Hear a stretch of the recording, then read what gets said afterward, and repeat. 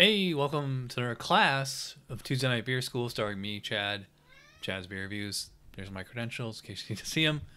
So we are doing a beer tonight, or a style tonight that, well, and a beer that I've never reviewed formally. This is a brand new style from the new 2021 BJCP guidelines 21C Hazy IPA. In fact, let me get the specs up there. All right, so overall impression: an American IPA with intense fruit aromas and flavors, a soft body, smooth mouthfeel, and often opaque with substantial haze. Well, yeah, they're calling it Hazy IPA. Less perceived bitterness than traditional IPAs, but always massively hop forward. So let's check the comments, history, all that stuff. Also known as New England IPA, or NEIPA, an emphasis on late hopping, especially dry hopping with hops with tropical fruit qualities, lends the juicy character for which the style is known. Heavy examples, suggestions of milkshakes, creamsicles, or fruit smoothies are outside the style. IPAs should always be drinkable. Haziness comes from dry hopping, not suspended yeast, starch, haze, or other techniques. A hazy shine is desirable, not a cloudy, murky mess. That's interesting they say that. History: a modern craft beer style originating in the New England region of the United States as an American IPA variant. Alchemist Heady Topper is believed to be the original inspirationalist as the style grew in popularity during the 2010s. The style continues to evolve, including a trend towards lower bitterness and using the style as the base for other additions. Characteristic ingredients: grist like an American IPA, but with more flake grains and less caramel or specialty malts. American or New World hops with fruity characteristics. Neutral to estery yeast. Balanced to chloride-rich water. Heavily dry hopped, partly during active fermentation, using a variety of hopping doses and temperatures to emphasize depth of hop aroma and flavor over bitterness. Biotransformation of hop oils during fermentation adds to the depth and fruit complexity. Style comparison: has a fuller, softer mouthfeel, a more fruit-forward late hop expression, a more restrained perceived bitterness balance, and a hazier appearance than American IPA. Many modern American IPAs are fruity and somewhat hazy. Examples of the dry, crisp finish at most medium body and high perceived bitterness should be entered as a 21A American IPA. Noticeable, see, they didn't need that sentence there. Noticeable addition of fruit, lactose, vanilla, etc. to increase the fruity smooth character should be entered in a specialty category. All right, so here's our vitals. The IBUs 25 to 60. Well, 60 is as dark as a stout. I don't know where they're getting 60 from. Oh, that's I'm sorry. That's the bitterness, not the SRM. 3 to 7. Okay, yeah, 60 SRM. Yeah, that's pretty dark. And ABV 6 to 9. I think it really could go up to like 12 or whatever. So the commercial examples. Some of these I've never heard of. Belching Beaver, Hill Farmstead, obviously. Other Half I've heard of. Pint House, I never heard of them. Treehouse, obviously. Trillium, Weldworks. You know, they all have juicy in the name. So the beer that I got is apparently one of the best commercial examples of the styles. Equilibrium Fluctuation Double IPA, 8.1 ABV.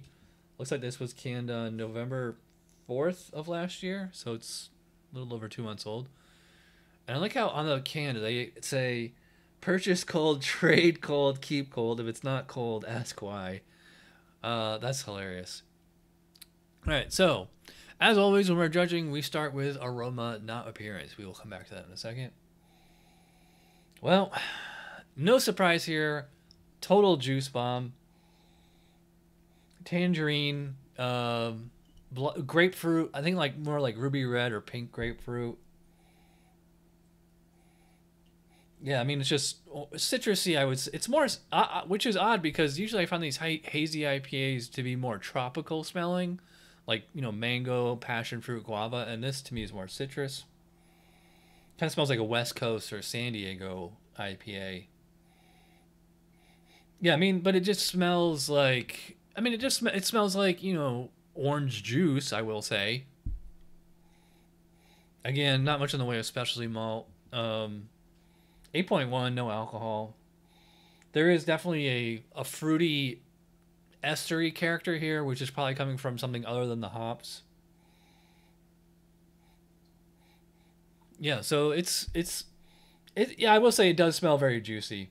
To me, it's a little odd that it's more citrus than tropical, but let's see what the specs say. This is my first time seeing them.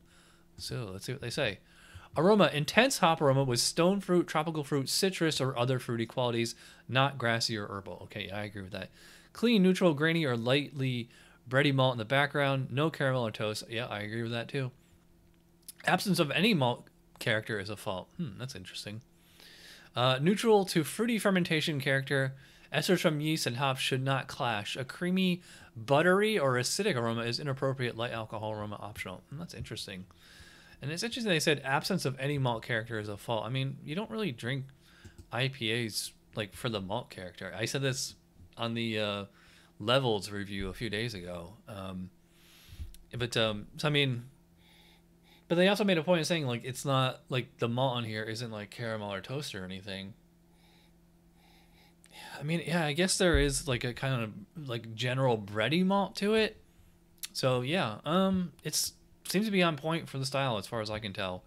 So let's bring up that score sheet. So for the aroma of this one, I mean, I think it's really on point. So, and it's interesting that they said it can be citrusy. I mean, I just always associate the style with tropical fruit, not so much citrus fruit, but specs say it's okay.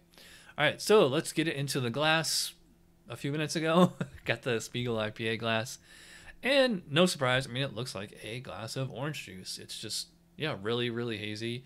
I would not go as far as to say that milkshake appearance, but yeah, kind of a orangish amber color. Pours to a real big froth, kind of creamy foam. It's obviously dissipated a little by now, but yeah, I mean, this is what I think of when I think hazy IPA for sure. All right, let's see what the specs say. Is it hazy enough? That's the question. Appearance, color ranging from straw to very light amber, should sometimes with an orange hue. Right? I would say that's exactly what this one is. Hazy, often opaque clarity, should not be cloudy or murky. Well, they're kind of splitting hairs here. Like, it's hazy but not cloudy. Somebody explain the difference to me. The opacity can add a shine to the beer and make the color seem darker. All right. Any visible floating hop matter, yeast clumps, or other particulates is a fault. Medium to rocky, meringue-like whitehead with high to very high retention. That's interesting. Meringue, yeah. Like lemon meringue pie. But yeah, that is on point for the style. I'm going to go the full 3 out of 3. All right. So finally, the best metric of all, flavor. Let's dive in here. Cheers.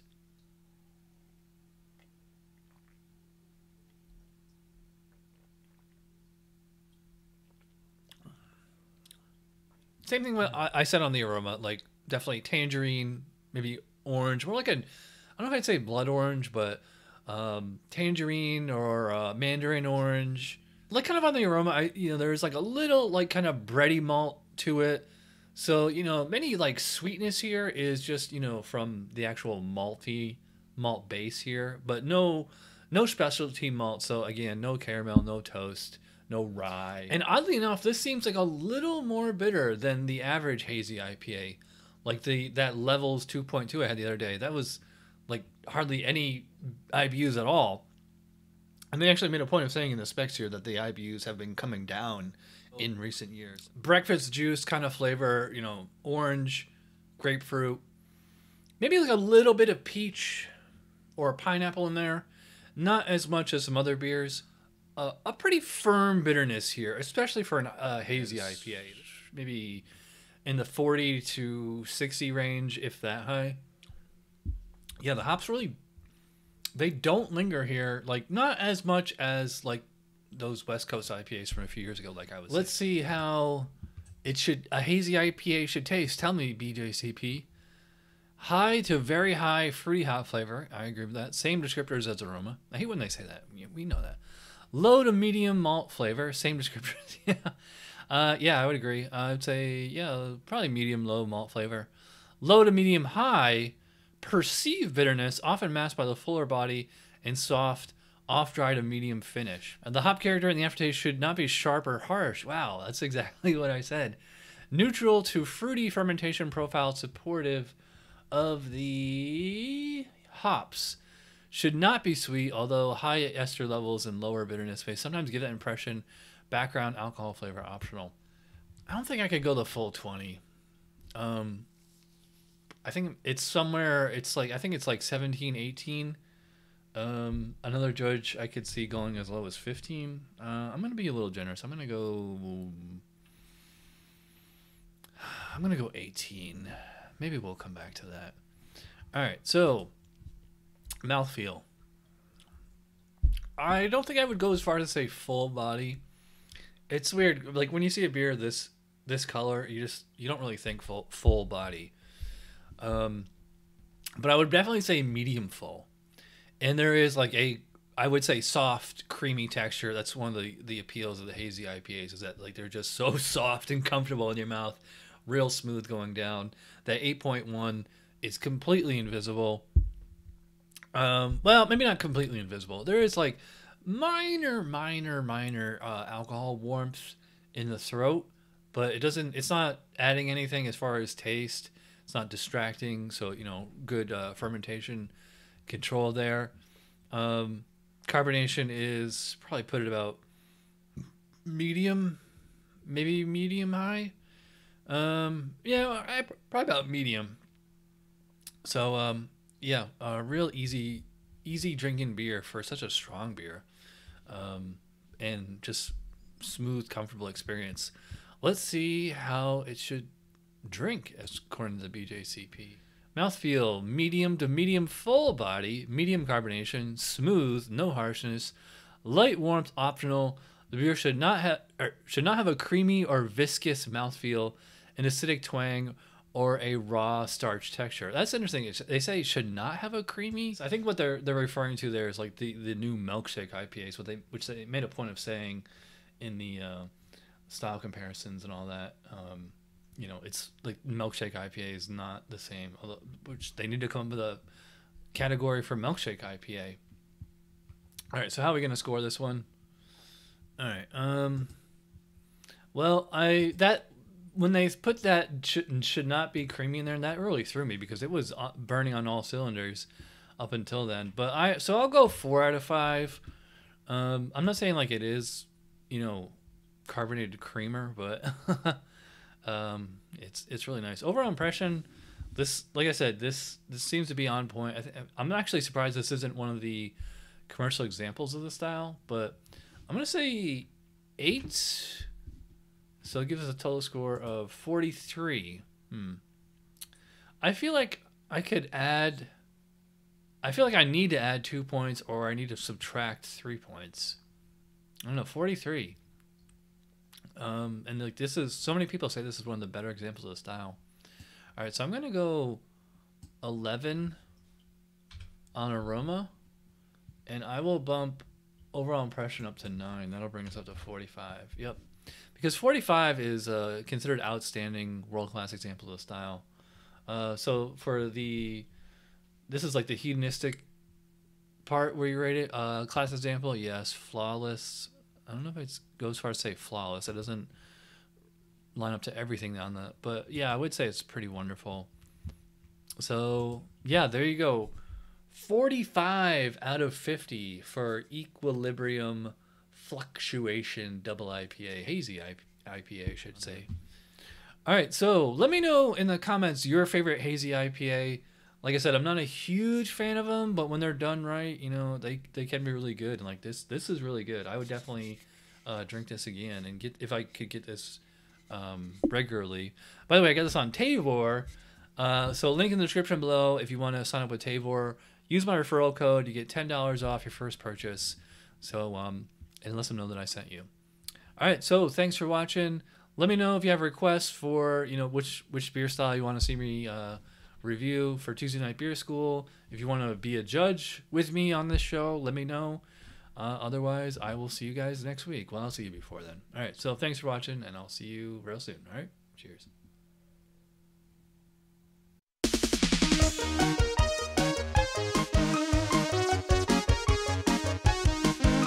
Somebody brewed it, Chad just reviewed it. Thanks for watching Chad's Beer Reviews. Trust me, the next episode will be a lot better.